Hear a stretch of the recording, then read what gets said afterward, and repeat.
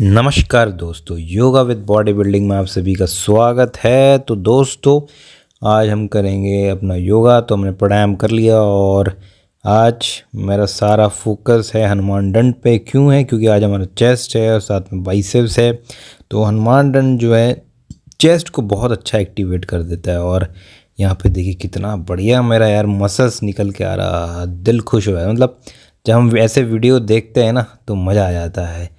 तो उसके बाद हम आज, क्योंकि ना बॉडी में स्टिफनेस बहुत हो रही थी इसलिए बैक को स्ट्रेच करना बहुत ज़रूरी था, क्योंकि स्टिफनेस निकालना बहुत ज़रूरी, क्योंकि हमने लेग्स किया है, शोल्डर किया है, इस वजह से स्टिफनेस बहुत ज़्यादा हो रही है और काफ़ी हैवी कल हम गए थे। तो इसीलिए सारा फोकस जो है स्ट्रेचिंग पे और अपना खासकर जो लोअर बैक का एरिया उसको एक्टिवेट करना बहुत ज़रूरी है। क्योंकि जब तक आपका लोअर बैक नहीं स्ट्रॉन्ग होगा, स्टिफनेस जाएगी नहीं या पेन उसमें ज़्यादा रहेगा तो आप वर्कआउट नहीं कर सकते हो।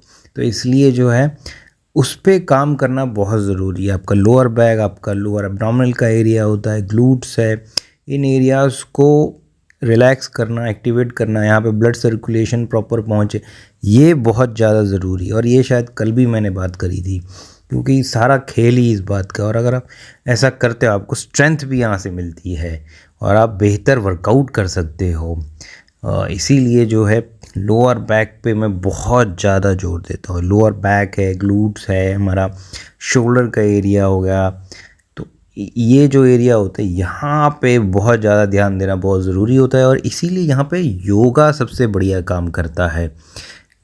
वर्कआउट से तो स्टिफनेस आनी जैसे जैसे वजन बढ़ाओगे आप तो वो स्टिफनेस रहनी है, क्योंकि वो खेल ही ऐसा है कि आपकी मसल्स जैसे जैसे बढ़ेंगी वैसे वैसे स्टिफनेस बढ़ेगी। और इसीलिए जो स्ट्रेचिंग करना, मूविलिटी को बढ़ाना, ये चीज़ें बहुत ज़्यादा ज़रूरी हो जाती हैं।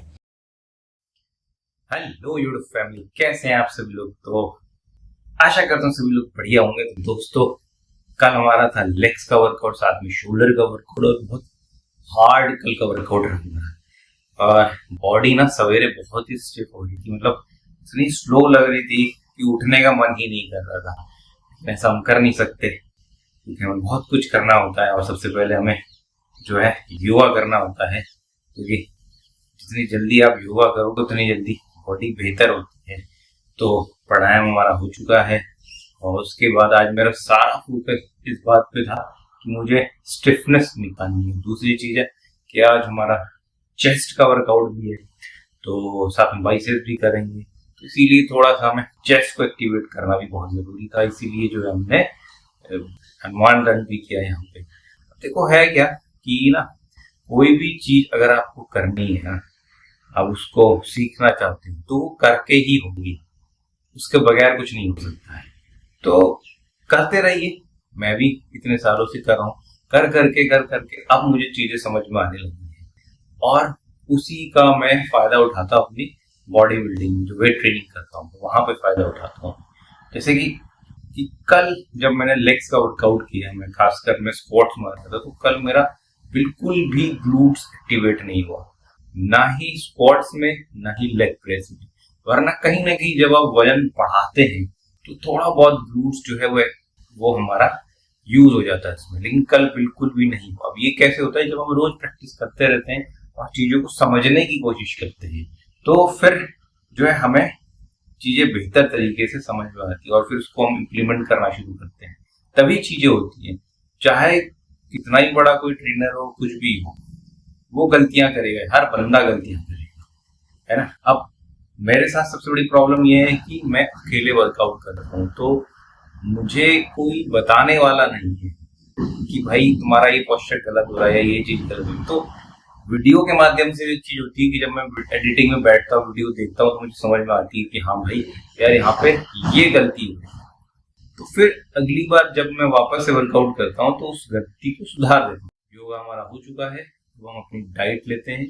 और देखिए, क्योंकि मेरा बल्किंग का फेज चल रहा है तो अभी मैं करीब 6 से 7 मील्स ले रहा हूँ। तो मॉर्निंग का जो मेरा पहला मील रहता है बेसिकली चीला रहता है और वो मिक्स रहता है, जैसे कि चना हो गया और आपका थोड़ा सा गेहूं का आटा हो गया, रागी है, किनुआ है।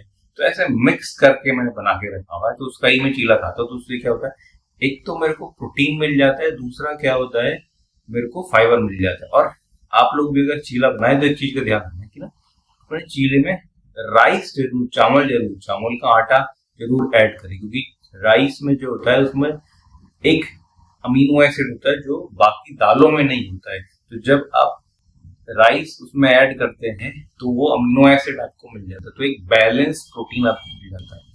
तो ये मेरा रहता है, और इसको मैं पीनट बटर के साथ लेता हूँ, क्योंकि पीनट बटर से फैट्स मिलते हैं। मॉर्निंग में प्रोटीन भी मिल जाता है, फैट्स भी मिल जाता है, मेरे को थोड़ा बहुत फाइबर भी मिल जाता है मेरे को। दिन में फिर मेरा वही दाल चावल रहता है। उसके बाद प्री वर्कआउट मील मेरी रहती है दही चावल, या कभी कभी जो है मैं आजकल बनाना शेक भी ले लेता हूँ मैं वेट बढ़ाने के लिए।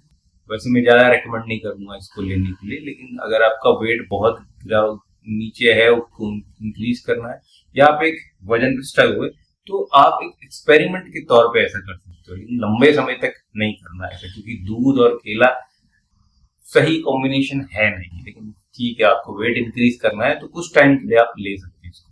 तो ये रहता है। उसके बाद फिर शाम को मेरा रहता है, मैं सब्जी वगैरह लेता हूँ और वही चीला लेता हूँ या रोटी लेता हूँ, तो मिलेट्स की लेता हूँ मैं, प्रॉपर गेहूं की रोटी नहीं खाता हूँ। और फिर मेरा रहता है एग्स, तो करीबन शाम रात को मैं 6 अंडे स्क्रैम्बल्ड एग्स खाता हूँ, और 4 अंडे मैं पहले खाता हूँ, यानी कि टोटल 10 अंडे होते थे, यानी कि 10 अंडे और होल एग्स ही खाता हूँ, यानी कि मेरे को 60 ग्राम प्रोटीन वहां से मिल जाता है। बाकी मेरे और खाने से 20 ग्राम प्रोटीन मुझे मिल जाता है, तो 80 ग्राम प्रोटीन मुझे फिलहाल मिलता है। अब इसको मुझे बढ़ाना है, लेकिन एकदम नहीं बढ़ा सकता, धीरे धीरे मुझे बढ़ाना होगा। तो चलिए ज्यादा समय नहीं बिताते हैं, अपना डाइट वगैरह लेते हैं और फिर आपको सीधे शाम को जिम में मिलेंगे।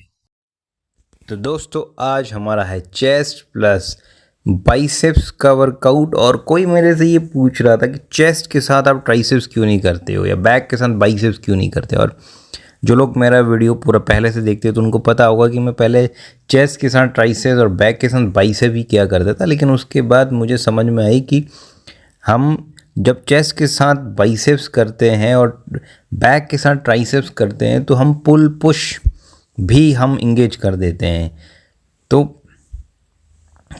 इसीलिए जो है हम ये कॉम्बिनेशन हमें बेहतर लगता है। तो भाई सबसे पहले आज हमने किया अपना इंक्लाइन, और मैंने 40 किलो से आज वार्म अप सेट लगाया, और उसके बाद फिर मैं 45 किलो से मैंने अपना वर्कआउट शुरू किया, और टोटल 60 किलो तक मैं यहाँ पे गया। और क्योंकि अब मैं थोड़ा हैवी जा रहा हूँ तो जाहिर सी बात है रिपीटेशंस थोड़ा कम हो ही जाएंगी, और यहाँ पे ज़रूरत होती है हमें एक स्पॉटर की।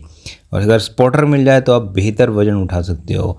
तो जैसे ये है, आज हमने 60 किलो ट्राई किया इंक्लाइन पे, और मैंने 2 रिपीटेशंस इस पे निकाले मैंने, क्योंकि स्पॉटर था मेरे पास तो इजीली मैं कर पाया। और ये चीज़ें करना बहुत ज़्यादा ज़रूरी होता है ताकि आपकी स्ट्रेंथ बढ़े, आपको पता लगे कि भाई आपकी कैपेबिलिटी क्या है और कितना आपको आगे मेहनत करनी है, किस लेवल पे आपको ग्रो करना है, चाहे वो मसल डेवलप करना है या वज़न वेट को कैसे इंक्रीज़ करना है, इन सब में कैसे इम्प्रूवमेंट लेके आना है, उसके ऊपर काम करना बहुत ज़रूरी है। और उसके बाद फिर हमने किया अपना केबल मशीन पे, यहाँ पे हमने 4 सेट्स लगाए, और जो चेस्ट की हमारी जो लाइनिंग होती है और चेस्ट को जो लिफ्ट करता है उसके लिए बहुत अच्छी एक्सरसाइज है। और फिर हमने किया अपना पैक डेक पे फ्लाइज। और आज जो मैं पिछले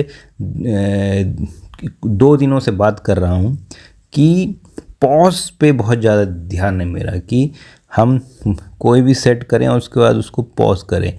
तो यहाँ पे मैंने पैक डेक पे यही किया, और उसका नतीजा क्या है कि मेरा चेस्ट एकदम से जो है उस पर फाइबर्स भी नज़र आ रहे हैं, पार्टीशन भी नज़र आने लगा है, और वो अपर चेस्ट जो है उसमें जो बल्क नज़र आना चाहिए वो भी मुझे नज़र आ रहा है। और ये जो चीज़ें होती हैं तो आप मान के चलिए कि आपका जो मसल है वो बहुत बेहतर ग्रो करेगा। और जब से ये चीज़ें करने लगा हूँ हकीकत में मुझे रिज़ल्ट, क्योंकि ये एक ऐसी चीज़ें होती हैं जब आप करेंगे तुरंत आपको समझ में आ जाएगा कि इससे क्या फ़ायदा होगा। उसके बाद फिर हमारा बाइसेप्स, तो बाइसेप्स हमने 20 किलो से स्टार्ट किया वार्म अप, और इसमें करीब 12 रिपीटेशंस मैंने लगाए हैं यहाँ पे। और क्योंकि अब मेरा सारा फोकस है कि मुझे हैवी ही जाना है, मॉडरेट वेट टू हैवी पे ही मेरे को फोकस करना है, तो रिपीटेशंस पे मैं बहुत ज़्यादा फोकस नहीं कर सकता हूँ। मैं बस इस चीज़ का ध्यान देना है कि मेरा बॉडी का पोस्चर सही रहे और उस मसल पे सही तरीके से लोड मैं फील कर सकूँ। तभी हैवी वज़न उठाने का मज़ा है कि आप उस मसल पे प्रॉपर तरीके से लोड फील कर पा रहे हो। अगर आप ऐसा नहीं कर पा रहे हो तो इसका मतलब है कि कहीं ना कहीं आपका फॉर्म जो है वो गलत है, फिर आपको वेट रिड्यूस करना पड़ेगा। तो इसलिए खैर मुझे इतना बड़ा इशू है नहीं फॉर्म का, फॉर्म मेरा सही रहता है।